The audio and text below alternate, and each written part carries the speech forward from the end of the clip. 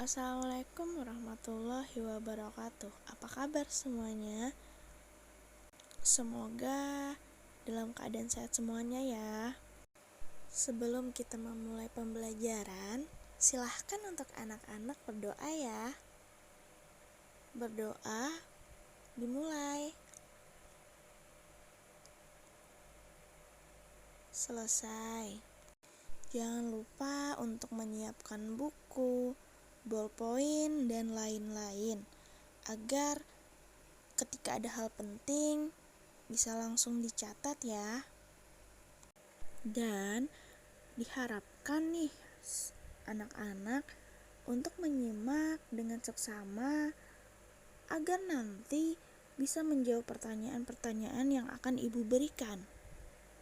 Kita akan melanjutkan materi bab 2 dengan KD 3.2 merasionalkan makna kedudukan dan fungsi Undang-Undang Dasar Negara Republik Indonesia tahun 1945 serta peraturan hukum lainnya dalam sistem hukum nasional.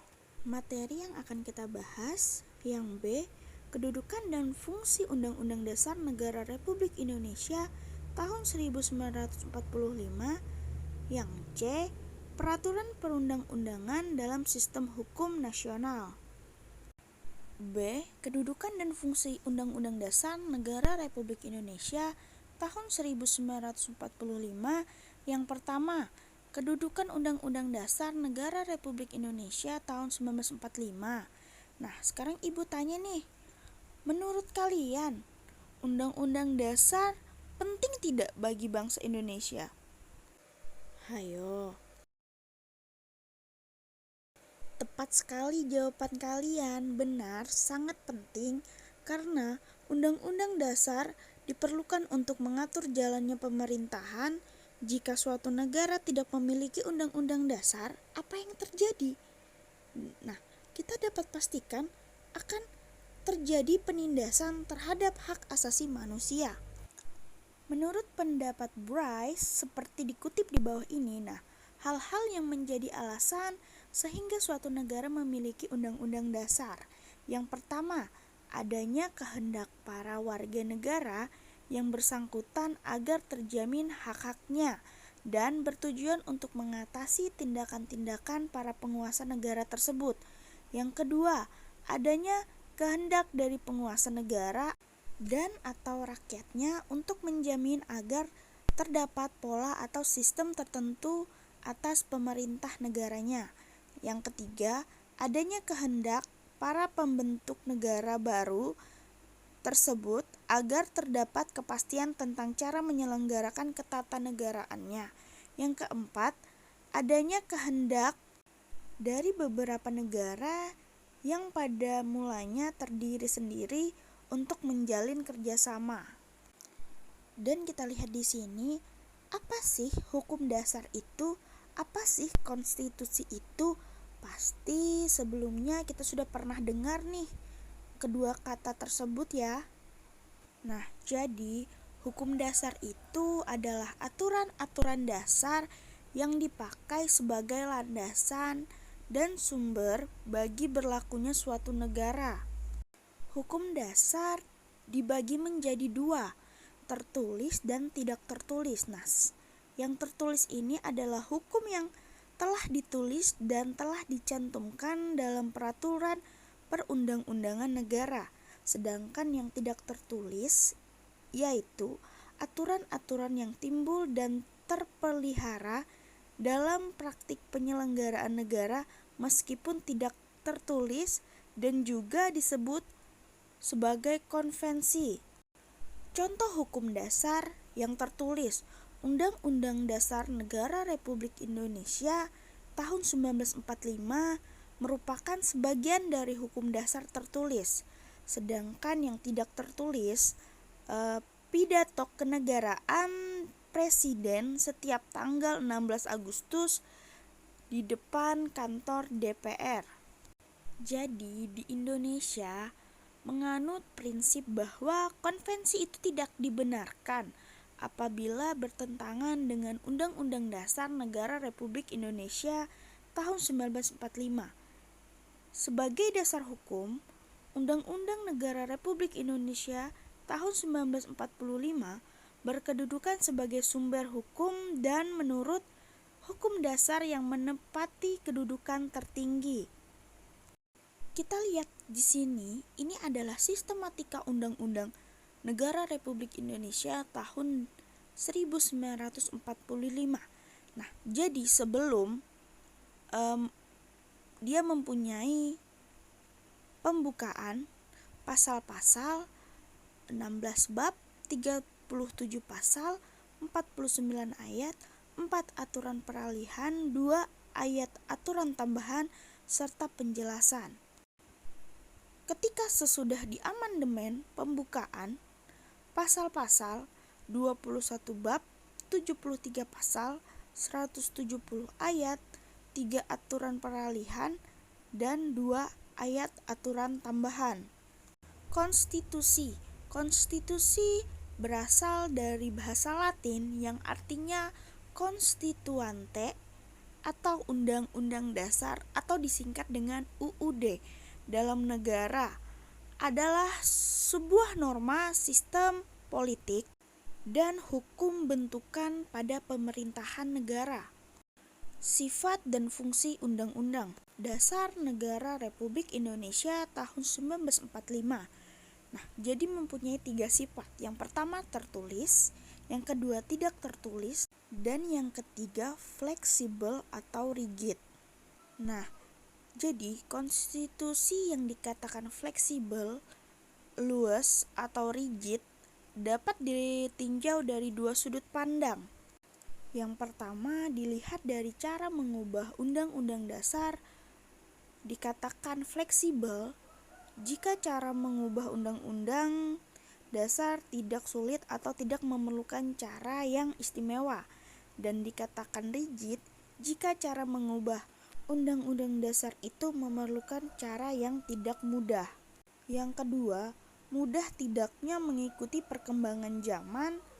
Dikatakan fleksibel atau luas, konstitusi tersebut dapat mengikuti perkembangan zaman. Dan dikatakan rigid, konstitusi yang tidak dapat mengikuti perkembangan zaman.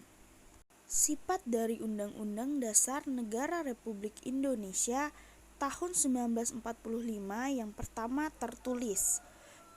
Jadi suatu hukum yang mengikat pemerintah sebagai penyelenggara negara. Yang kedua, singkat dan supel, memuat aturan pokok yang disesuaikan dengan perkembangan zaman serta memuat hak asasi manusia. Yang ketiga, memuat norma-norma. Yang keempat, merupakan aturan norma yang berupa hukum positif yang tertinggi. Semua peraturan perundang-undangan tersebut harus dapat dipertanggungjawabkan sesuai dengan ketentuan Undang-Undang Dasar Negara Republik Indonesia tahun 1945 dan muaranya adalah Pancasila sebagai sumber dari segala sumber hukum negara. Pasal 2 Undang-Undang Nomor 10 Tahun 2004. Fungsi Undang-Undang Dasar Negara Republik Indonesia tahun 1945. Yang pertama, sebagai alat kontrol. Apakah aturan hukum yang lebih rendah sesuai atau tidak dengan norma hukum yang lebih tinggi, yaitu Undang-Undang Negara Republik Indonesia tahun 1945. Yang kedua, sebagai pengatur. Nah, bagaimana kekuasaan negara disusun, dibagi, dan dilaksanakan? Ketiga, sebagai penentu. Sebagai penentu hak dan kewajiban negara, aparat negara, dan warga negara. Yang C, peraturan perundang-undangan dalam sistem hukum nasional. Nah, sekarang ibu tanya, apakah di sekolah kalian terdapat tata tertib? Nah, kalau iya, kalian masih ingat tata tertib apa saja yang ada di sekolah?